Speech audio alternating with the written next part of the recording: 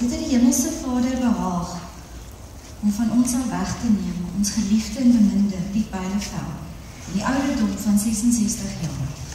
Op 6 Junie 1950 is Piet se lewensboek geopen. Daarin is sy lief en leed ingeskryf. Op 24 Mei 2017 om 12 uur, presies om die middel van die dag, in die middel van die deur, stiklik, is Piet se laaste hoofstuk voltooi. In die dae wat kom, sal ons na hom verlang en hom mis, maar daar is stille berusting in ons harte, omdat ons weet dat ons hemelse Vader nooit 'n fout maak nie.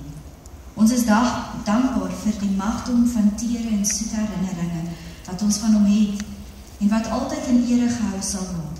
Sy plek sal altyd leeg wees, waar ons berus in die wil van die